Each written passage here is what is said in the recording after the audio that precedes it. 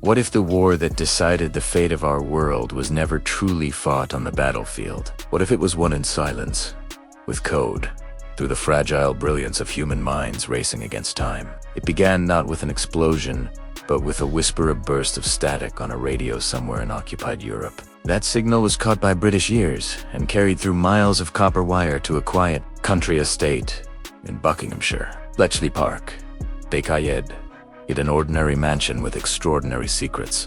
By day, it looked harmless, a garden, a gatehouse, a pond. But by night, it became the mind of a nation at war. Inside, mathematicians, linguists, and chess players bent over typewriters and ciphers, their pencils tapping like nervous hearts.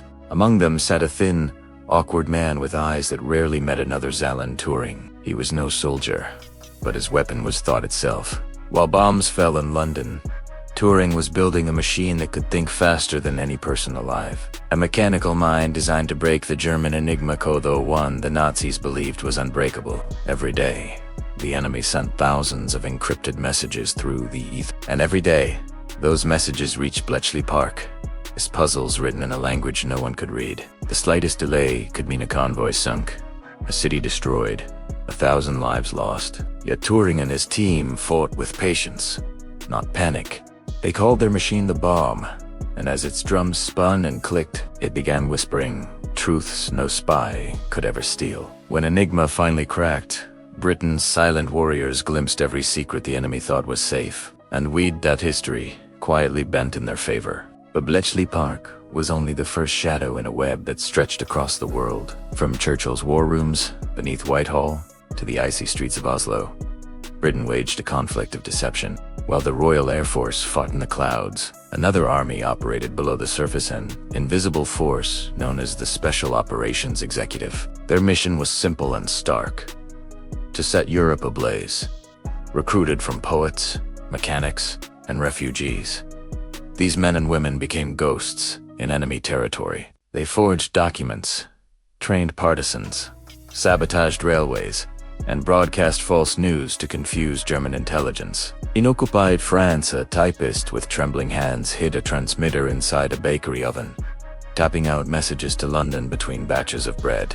In Norway, saboteur Sanskis destroyed the heavy water plant at Vemork, crippling Hitler's nuclear ambitions. Every act of sabotage brought Britain another day of hope.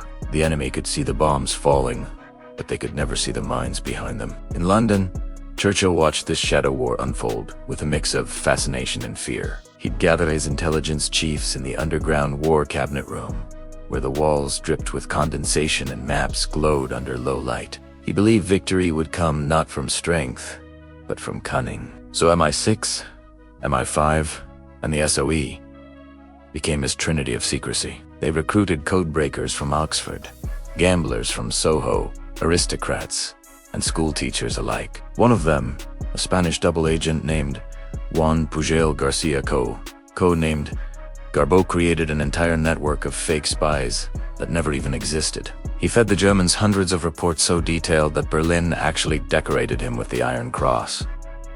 Every word he invented pulled the enemy deeper into illusion. When Britain prepared for the Normandy landings, it was Garbo's intricate lies that convinced the Nazis the real assault would come at Calais. Hitler kept his best divisions frozen in the wrong place while Allied forces stormed the beaches. That single, masterful deception may have saved the Western world. Yet this hidden war was never a story of pure triumph. Inside Bletchley's huts, exhaustion became a second language. Operators worked 6-hour rotations without seeing daylight. The air was thick with the smell of wet ink and cold tea.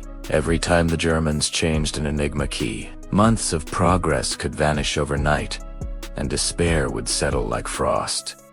But still, they endured. There were women whose names history forgot: cryptanalysts like Joan Clark, translators, radio interceptors, and clerks, all working in a secrecy as vital as any general's command. Their reward was silence, their courage unspoken. There were no medals, no parades, just the quiet knowledge that the war's rhythm pulsed through their fingertips. Meanwhile, Britain's intelligence operations expanded across continents. In Cairo, agents used fake newspapers to mislead Romel's army. In Lisbon, spies traded secrets in cafes thick with smoke and suspicion. The art of espionage was becoming a science. Operation Mincemeat took it to perfection.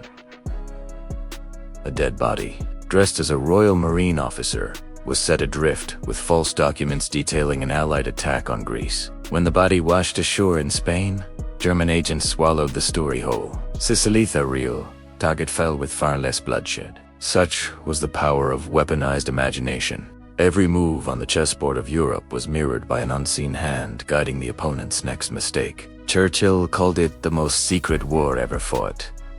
To him, information was oxygen. He famously said, "Truth is so precious that she should always be attended by a bodyguard of lies." That bodyguard became Britain's shield. The enemy bombed its cities, but never realized that the empire's heart was beating in a few quiet rooms filled with typewriters and logic. From those rooms came Ulta, code name for intelligence so secret that even most generals rarely saw it. It revealed U-boat positions, Luftwaffe plans, and the timing of enemy attacks. It allowed Britain to strike not in desperation, but with anticipation. Ships changed course minutes before torpedoes would have found them. Pilots flew in disguise, already mapped by decoded orders. The war had become a contest of knowledge, and knowledge favored the patient. But even victory demanded concealment. After 1945, the thousands who had served in this invisible army returned to ordinary lives, never speaking of what they had done. The Official Secrets Act sealed their mouths for decades. Alan Turing, whose machine paved the way for modern computing, died branded a criminal for his identity. His heroic service left unacknowledged. The halls of Bletchley fell silent, its equipment dismantled, its stories untold. Only in the 1970s did the curtain finally lift, revealing that the war had been won as much by intellect as by artillery. And when the truth emerged, it stunned the world. Britain's hidden network had shortened the conflict by at least 2 years, saving millions of lives. The quiet minds of a small island had defeated the machinery of an empire through logic, deception, and sheer will. Today, Bletchley Park stands restored, its rooms frozen in the tension of that age. Visitors can trace the worn floorboards, hear the clatter of recreated machines, and feel the ghost of urgency that still lingers in the air. What began as a desperate experiment became the foundation of our world, the dawn of digital intelligence. Every cipher broken, there was a seed of modern technology. Our computers, our internet security, even the encrypted messages we send every day, all of it descends from those wartime algorithms born under blackout curtains. The hidden war never truly ended. It just evolved. The soldiers of code became engineers, the weapons became systems, and the battlefield moved from trenches to servers. When we speak of cyber warfare today, we are echoing Bletchley's ghost. The same principle endures. Whoever controls the flow of information controls the future. So next time you walk through London and see a silent plaque marked to those who served in silence, know that their victory wasn't just in defeating an enemy, but in inventing a new kind of power. They proved that wars can be won with ideas as surely as with armies. And somewhere, beyond the noise of the present, you can almost hear it still, the hum of the bomb, the whisper of decoded words, the heartbeat of a nation that survived because it learned how to listen. But that leaves us with a chilling question. If the masters of silence once decided the fate of the world from the shadows, who holds that power now? And are we certain they still fight for us? Thanks for watching. If you found this story as fascinating as I did, please hit that like button, subscribe, and ring the bell so you won't miss our next deep dive into history's hidden corners. See you next time.